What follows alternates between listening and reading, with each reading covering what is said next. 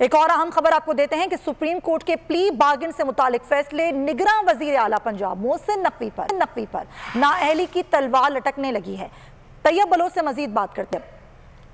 जी, supreme court के plea bargain पर दिए गए फैसले का इतलाक निगरान वजीर आला मोहसिन नकवी पर उसका इतलाक होगा या नहीं, सवालात खड़े हो गए। सुप्रीम कोर्ट करार दे चुकी है कि करप्शन करके रकम वापस करना और अवामी और सरकारी ओहदों पर रहना करप्शन की हौसला अफजाई करने के मुतरादिफ है।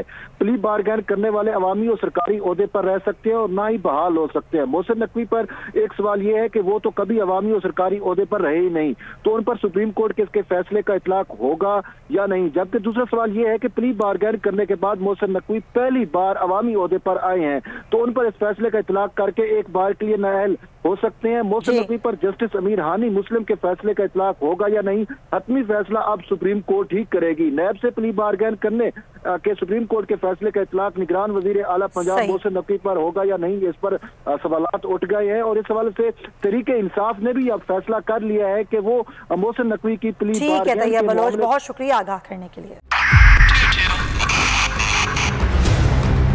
2022 बहुत सारे तोहफे भी देके गया पाकिस्तान की आवाम को। पाकिस्तान की आवाम को एक तोहफा ये दिया कि आवाम को पता चल गया कि पाकिस्तान का मीडिया क्या है। साल 2022 में सबसे ज्यादा देखे जाने वाला चैनल बोल न्यूज रहा नंबर 1। हमने बहुत सारे शोज और ट्रांसमिशंस की, पूरा साल मुसलसल जदोजहद में निकल गया कि ये वोट ऑफ कॉन्फिडेंस के पीछे कौन लोग थे। तोड़े रेटिंग के सभी रिकॉर्ड। सोशल मीडिया पर भी सबसे ज्यादा तेजी से 2.4 बिलियन व्यूज का संगे मील अबूर किया। एंकर्स को भी आवाम में सबसे ज्यादा मकबूलियत मिली और सोशल मीडिया पर भी बोल रहा सब पर भारी। सब्सक्राइब करें और बेल दबाएं ताकि कोई खबर रह न जाए।